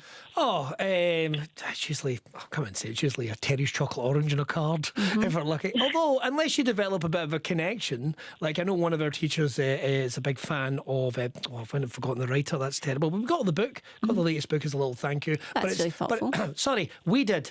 My son did. He went and picked it off the shelf himself and sent it in. So that tends to be what we go for. Nothing too pricey, nothing too crazy, but some people. I don't know. It's a bit of a mixture for me. I do give them something. I get my kids to make them a little card, a handwritten one, so they can make that kind of a card. But thinking back, when I was young, my mum never sent me something in for my primary school teachers, but it's different now. Yeah. So now I do give them something. Like I've got 2 kids. My eldest, I feel as if he had a massive impact on Aaron. In his school year. So at Christmas I gave him a thank you present, and I think even when they finish up I like to say thank you. So he had one, and he got a bottle of red wine. Okay, so that was fine. And when my daughter, she had 2 teachers. One of them's pregnant, and so the productive person in me thinks, okay, get something for the mum and get something for the baby. And I thought, come on, calm down. So I got the lovely little hand-smelly gift set for the teacher with the baby, and something to eat, like shortbread or something like that. And then the teacher who's very creative, I got her this candle-making set. And unfortunately, that was a re-gift because I'm not a re-candle maker set. But when I looked at the value of it, it was such a high value from somewhere like Harvey Nicks. I was like, no. Let me give that to a teacher who would really appreciate the creativeness of this. So that's what I do, and I just want my kids just to know that. But I think then going to secondary school, I don't think it would be that much of a big an issue that it is in primary. Yeah, because if it's high school, then, I mean, how many are you handing out at that point? That's too many. That's too many. Although I think Rena's just had a fantastic idea. We could get rid of a lot of the rubbish around our house and just send it in as a gift. I've got to say... No, I'm not encouraging that. Oh, no, I think it's a great idea. No. Let's get a soda stream. Like, the next time, kids get a soda stream, a Clare Off Foot Spa, we can send that into the primary. yeah. Well done, Rena. I appreciate that. Well done. Regifting is the way. You do that, but you also get we do get that productive mum that sends an email to everybody and says, "Hi, would you like to chip in? Would you like to do that?" And by that time, I've already bought them something. I think that's a great idea, but that's where I think that people are putting the pressure on it, because if somebody only wants to put £5 in, then at least they can go out and buy them a £5 present. Yeah. But if everyone's chipping in because you can see what everybody else has donated or not, I think that's the part where you put pressure in, because like I say to you, in those days, my mum never used to give us anything, and I think that's where other people are now putting pressure on things. It's quite a difficult one, especially if people can't afford it going into the summer holidays. Yeah. Right, talking about pressure, Renu, in this next story, I think there's an element to this as well about what you allow your kids to have compared to their friends, compared to other people maybe of that age group, and I'm talking about screen time. Yeah, I don't think this will ever stop being in a headline. This one comes as a mum, and this is in The Sun, has revealed her hack. First of all, brilliant headline to say how she puts her child to sleep every night at 6 p.m. So instantly you want to go, okay, I want to know this. Read this. So what she does is she puts on a free YouTube video which tires out her son, and he's doing she puts it on a big screen. I think she just screenplays it onto the TV, which what the clip showed, and he's doing the climbing, the jumping, and all of these great activities around what he's doing, so you can see why he would be tired. But my first thing was, if he goes to sleep at 6 p.m, what time is he getting up? Because that's another factor that you've got to really factor in as a parent. Will he be now getting up at 4 a.m. in the morning? He's basically on New York time. Yeah. What time's she putting this video on as well? 3:30 as soon as he gets in from school? Totally. I mean, I love the fitness element of this. I think it's a great idea. My kids are older, so I'm not sure how many times they can do this. They're right, I'm bored now, and how long they will do it. So I think, yes, it's a little bit of screen time, but I think there's also in balance and moderation as well. Screen time goes out the window when it's summer holidays, especially if you're working from home or you're working parents. You just like to take the iPad whilst I'm on a call, anything to keep them quiet so you're not getting interrupted on that call. Do you know what, though? I think that, I mean, I'm no child psychologist. I don't know if you both know this, right? Nor am I a paediatrician. I'll write that down. Right, just to be clear. But are we not trying to wind people down, right? So at that time, surely you want sort of the sleepy hormones to kick in, not to getting them to sleep to the point where they're absolutely exhausted because they've been watching something and they're all sort of their brains are activated so much, and then I mean, surely can that be a good thing?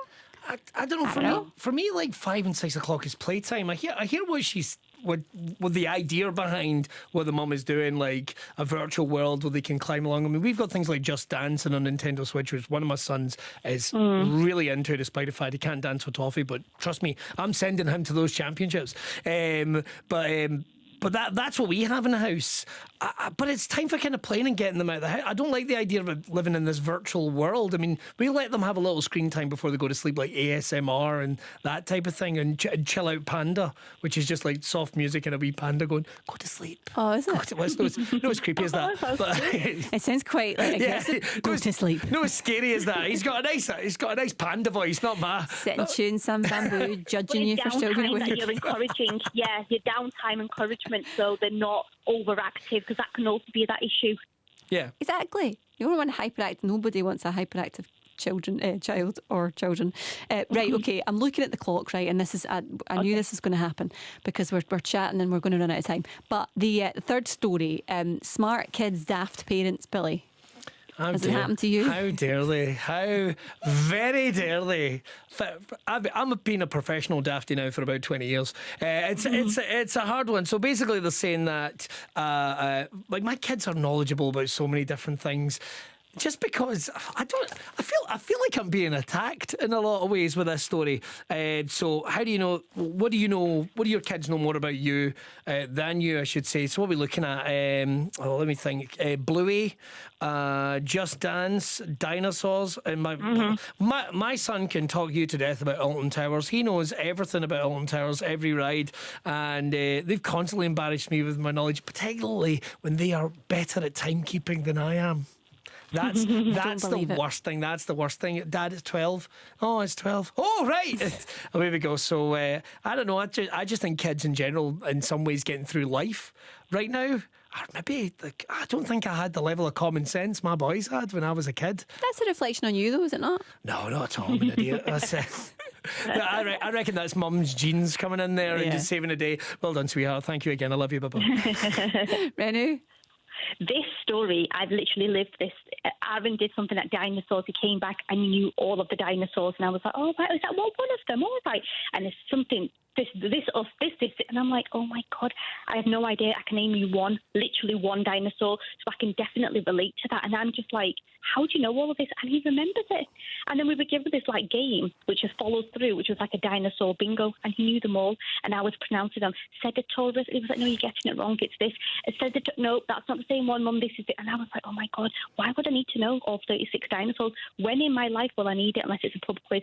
I have no idea when I would need it. But I think that knowledge of information is there. The big thing in my household is like YouTube shorts, those kind of short videos where they're absorbing so much information, but they're not really knowing that real world stuff. Like my daughter will come to me, did you know this in a situation? Here's a tip for this. And I was like, when would you ever need that? Well, obviously if you're in that situation, but they don't know anything else about anything else because the internet and all these little short form videos that they're absorbing in is taking them so much space in their brain. Well, do you know what though? If there's a moment that you are in trouble and your kid has watched a TikTok video about it and saves the day, I'm all for this. I can't say nothing. I learn everything off YouTube now. I won't even wire a plug without having it next to me. I'm like, okay, what do we do next? Right, listen, always it flies by. It does. It absolutely flies by. Have a brilliant weekend. Thank you. Both of you. Lifestyle food blogger Renu Bhardwaj, you were hearing there, and comedian and dad of three, Billy Kirkwood. Good luck for the festival when it comes, Billy. Thank you very much. Well. Fingers crossed. Tickets are available. We've had a absolutely show today's actually flown by. I hope you've enjoyed it. Thanks so much for everyone who's been involved and texted into the show. Shireen is back tomorrow morning. Lunchtime Live though is up next. Andrew is in Aberdeen. Have a good day. Bye bye. Thanks, Connie.